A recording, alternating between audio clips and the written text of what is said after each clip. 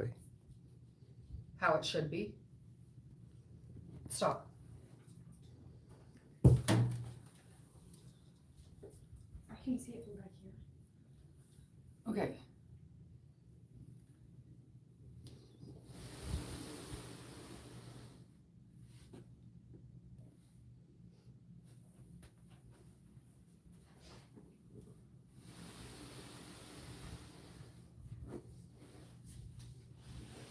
It's not that orientation.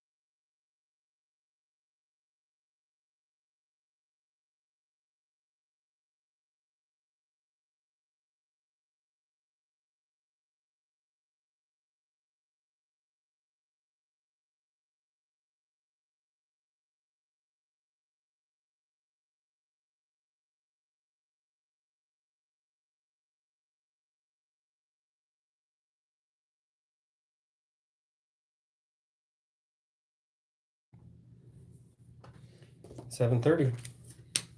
Ready?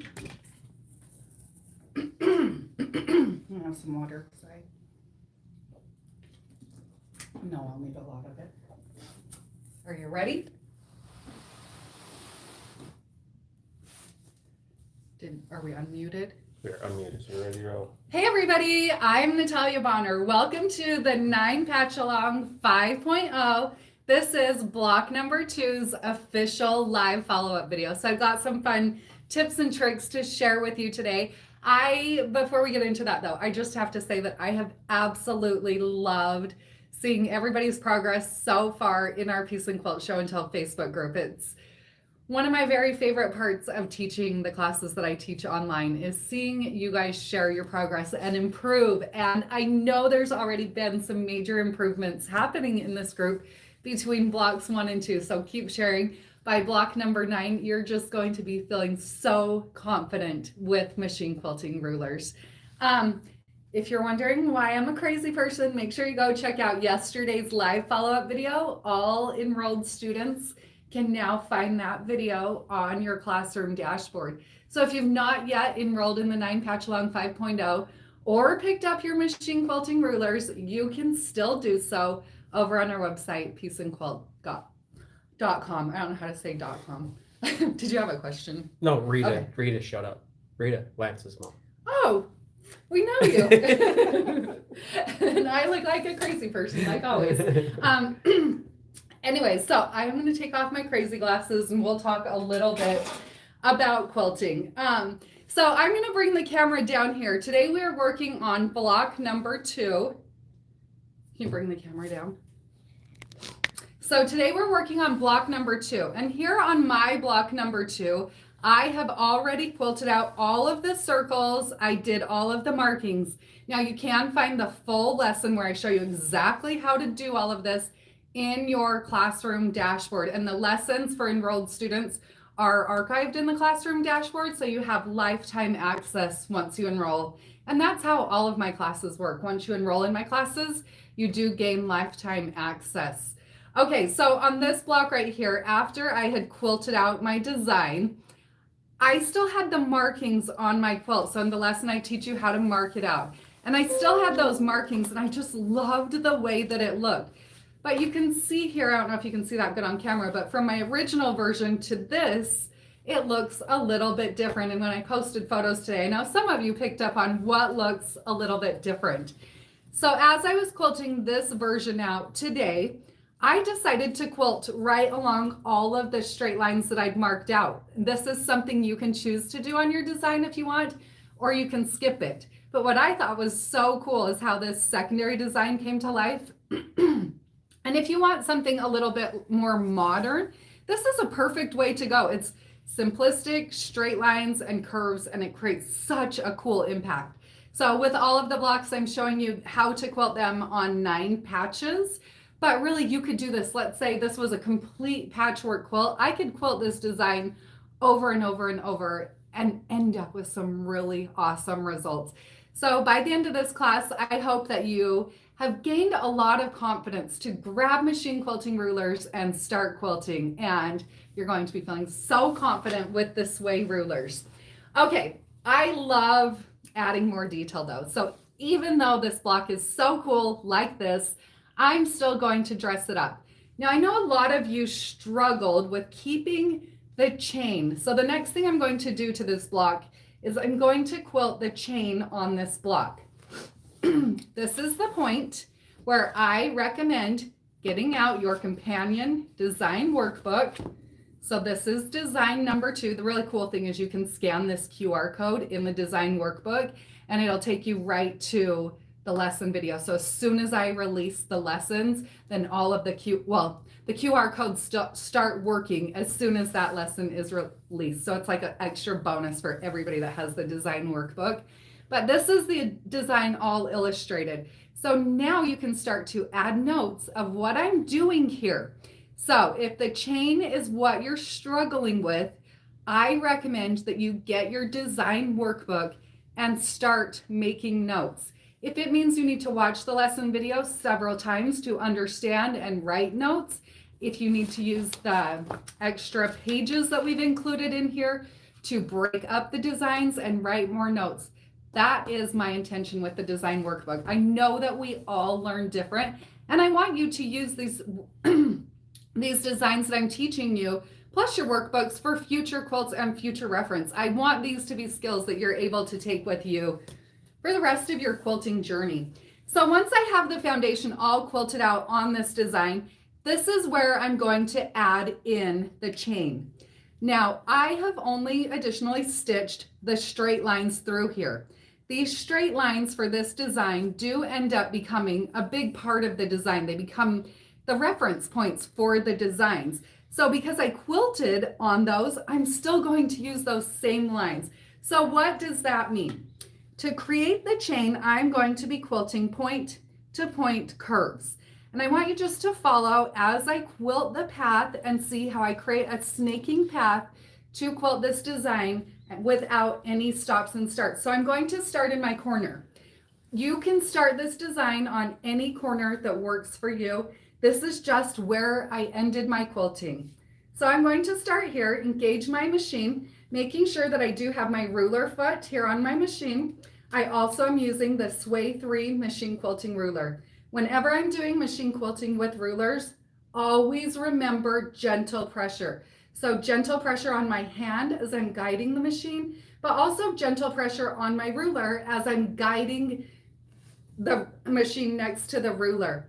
Then I want to make sure I hold my ruler 1/4 of an inch away from where I want my thread to intersect. So I'm not holding my ruler right on top of that. I'm holding it about 1/4 of an inch away from where I want my thread to intersect. So I'll engage the machine, apply gentle pressure, and I'm going to quilt a point-to-point curve. Okay, so I've stitched to my first curve, and I think this is my first point. And I feel like this is a place where you can get confused because you're like, wait, now we're going to switch sides of the ruler. Why do you do that? So I could stitch this chain and quilt these same curves point to point all the way along this line and end up with great results. But personally, I have found that if I use more of a snaking pattern and make my lines cross over each other, like I'm going to demonstrate in just a second, you're going to see that I'll end up with better results overall because my lines are crossing over each other instead of trying to intersect at the same point every time. I hope that's just as clear as mud. Okay, so I'm going to hold my ruler again 1/4 of an inch away from where I want my thread to intersect, and then I want you just to watch and follow the pattern.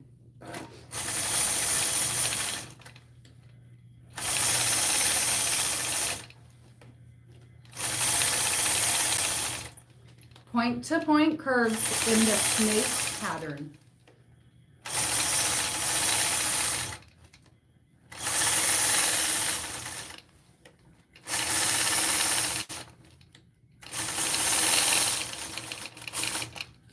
So at this point, I've stitched that snake line all the way across point to point. And even if you didn't stitch that line, you should have marked that line. Now I'll stitch right back to where I started. This time though, I'll just cross over my stitch line. So hold the ruler 1/4 inch away from where I want my thread to intersect and repeat. There's a little bug right there. Sorry. Make a wish.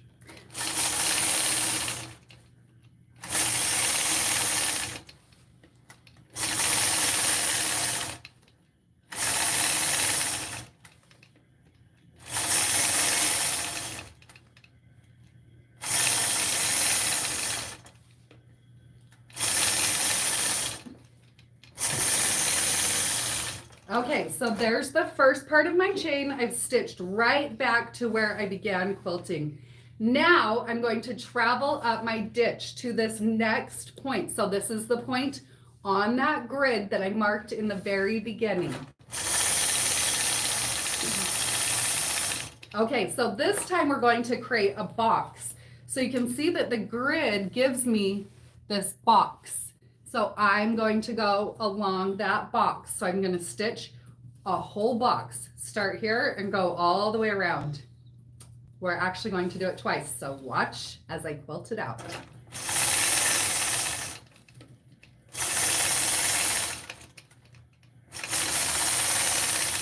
So notice the reason I love this sway machine quilting ruler is because when I'm quilting a design like this and I'm creating this snake pattern, you'll also notice I want to hold my ruler in a position that's comfortable. When you start quilting designs and you're trying to hold your ruler back here and it's awkward as can be, your designs are not going to end up as smooth as if you're holding your body in a comfortable position. So the way I've designed these sway machine quilting rulers, you can use this concave side of the ruler and also this circle end of the ruler, and you're going to be quilting the exact same curve, whether you're quilting on the top or bottom side. So the possibilities with these sway rulers really are limitless.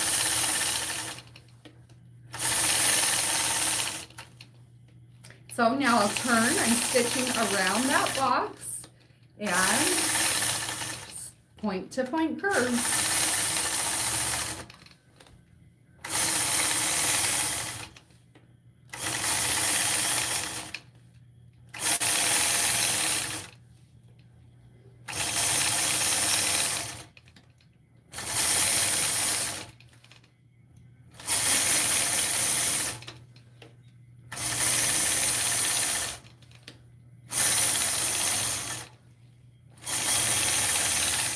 Okay, so I stitched exactly back to where I started along this box. Now I'm going to repeat that same process. Remember the snake that I quilted through here? Now I'll just quilt on the opposite side.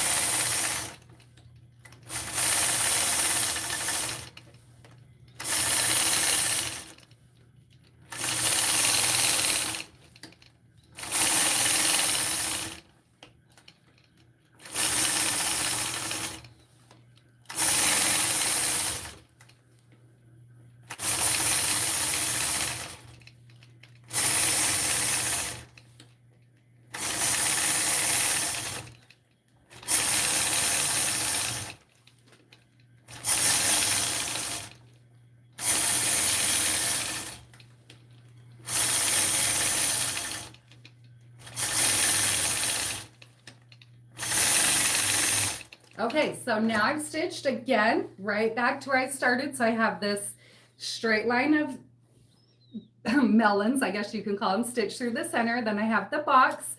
Now I'm going to travel along my stitch line to this next point, and then I'll repeat that process one more time. And this is real-time quilting. This is really the amount of time that it takes. I do recommend when you're starting out that if you're not feeling super confident, then each time you adjust your machine quilting ruler, feel free to stop with your needle in the down position. So stitch, stop with your needle in the down position, then readjust your machine quilting ruler. Don't feel like you need to rush through anything. you know, quilt a little bit at a time, take a break, and then come back.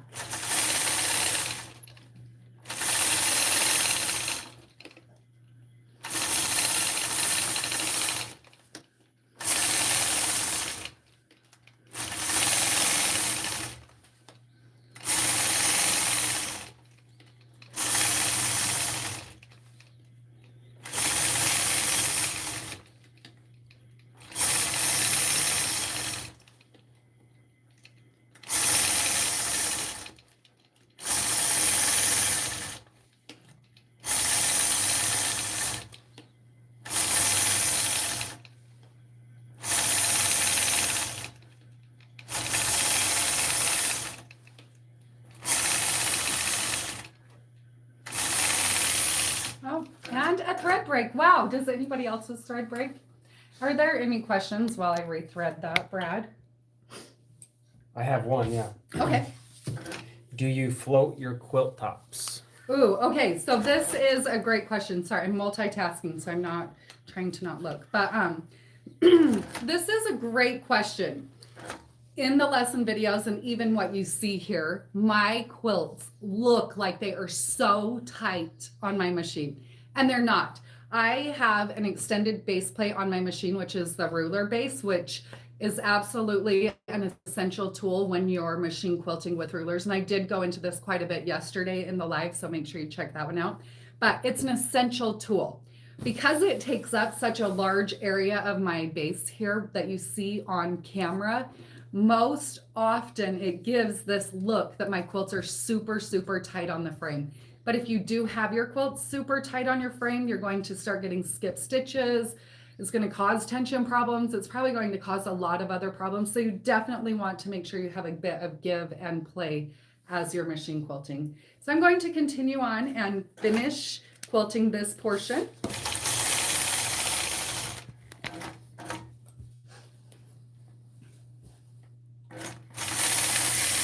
Oh, I might have some two types, a couple of thread breakages right there. Is there any other Yeah, questions? I got one. A couple of them actually. Chesney. Oh, Chesney, you want to have one?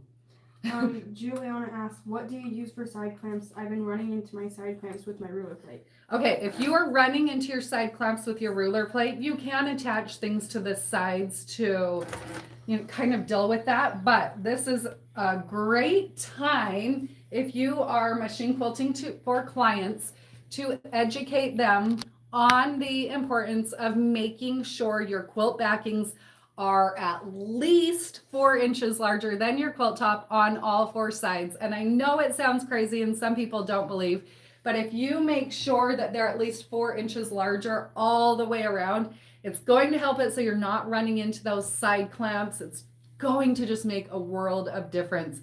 The side clamps I do use are the Gamel side clamps. I do obviously all my quilting here on a Gamel machine, so I like to stick with whatever my brand is, their products. But we do have some aftermarket clamps available on our website, peaceandquilt.com. Did you have any others? Or Yeah, I got one quick. Jenny asked, how do you keep your needle down when stopping? it should be a setting on your machine. And then one more, do you stitch in regulated mode? I do. I'm stitching in the stitch regulated mode, and I have my stitch length set at 13 stitches per inch.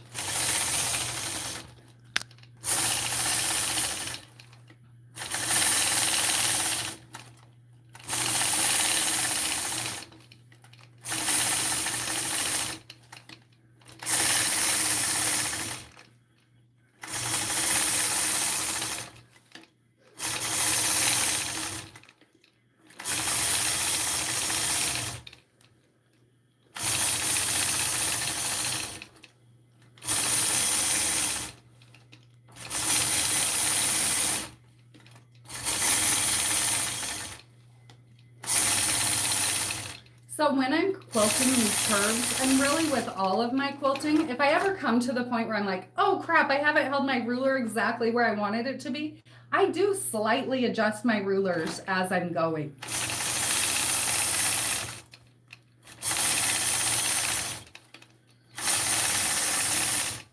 Okay, and now to finally finish this block. And like I did starting that beginning, stitching that chain across here, I'll repeat it across this final line.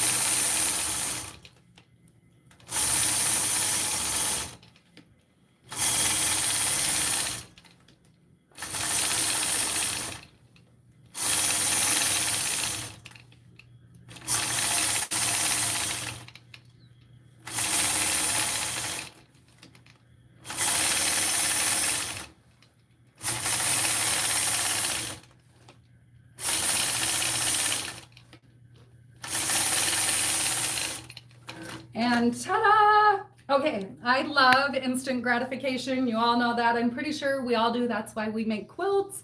And we all finish our quilts, right? Anyways, so to mist away those lines that I had originally marked, I like to use our Peace and Quilt misting spray bottle, and I mix 1 cup of filtered water and then 1 teaspoon of baking soda.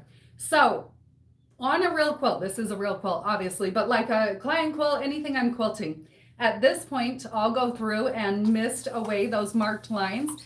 Personally, I'm probably not going to do any more quilting until tomorrow, so I'll let it sit, and then tomorrow when I come back, if there are any of those markings that come back, you know, a lot of times what happens is if you do like really heavy marking, the markings can actually soak down into your batting when you mist it. So if you leave it and let it sit overnight, sometimes those will come back up. They'll even sink down into your backing. So like tomorrow I'll come back through and check it again. And then when I take the quilt off the frame, I'll definitely go through it again and make sure that all of my markings are removed 10,000 bajillion% before I apply any heat at all. Okay, any other questions? Yes. Betsy asked regarding yesterday. When you used the sway through ruler yesterday, were you using any markings on the ruler for positioning or just eyeballing the placement of the ruler? On yesterday's, we just used this. Sorry, I know you can. Sorry.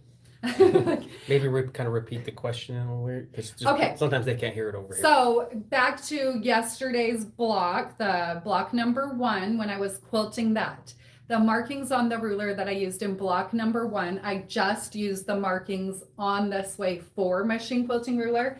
Like today's block, when I quilted with the Sway 3 machine quilting ruler, I'm ignoring all of the markings on the ruler and I'm just holding the ruler. So yesterday and today, I'm just holding the ruler 1/4 of an inch away from where I want my thread to intersect. And I know a lot of times you're like, why don't you only teach us to use the markings on the ruler? Like, why do you sometimes say, just hold it 1/4 of an inch away? That's not easy for everybody. There's a reason why I do this. I don't know about you, but I've personally never quilted a quilt that was made by a computer that was perfect. Every single quilt, and I've done this for 17 years, was actually pieced by a human being. And I've not yet met one perfect human being, so I've not yet quilted one perfect quilt. So as a machine quilter, you have to be able to adapt to blocks that probably aren't always exactly perfect. So, yeah. Any other questions, or we? How do you convince my husband to a long arm is worth the investment, worth the money? I employ my husband because I bought a long arm. There's so ways. Tell your husband that. There's ways. There is ways. If you are willing to work, there is a way. Yes, Chesney. When stitching your stitch, holding the ruler in the back behind the needle, how can you see the line you are supposed to sew? So that's a great question. And so what Chesney asked is, when you're stitching and holding your ruler behind your machine, how do you see what you're doing? And that is exactly why I developed the Sway rulers the way that I have, why I've developed the 4-in-1 ruler and then the companion to it, the inside out ruler, and the same for the minis, so that you could always be holding one of my machine quilting rulers close to your body. I plan on quilting for at least 17 more years, if not. So it's super duper important to pay attention to holding things in comfortable positions to not only end up with better results, but take care of your body. So I love how this block turned out. It's so awesome. I will be back tomorrow, so we'll release tomorrow's lesson, block number 3, at 5 a.m. in your classroom dashboard. So I encourage you to watch that in the morning and then come hop over to your machines and quilt out your blocks. And then I love seeing your progress in our Peace and Quilt Show and Tell Facebook group. I will again be live tomorrow evening at 7:30 p.m. Mountain Time, sharing more of my progress machine quilting on block number 3. Now I know this is a few days down the road, but I will just tell you that on day number 8, we are going to make a slight change to that live video. There still will be a video that evening, but some things have happened in our personal lives and there's going to be a slight change of plans. I'll tell you later, but just so that everybody's aware. Yeah, any other questions? Are we Nope, I think we're good to good. go? Yeah. All right, everybody, thanks for stitching along with me. I genuinely, from the bottom of my heart, am so proud of each of you. So keep sharing and I'll see you tomorrow.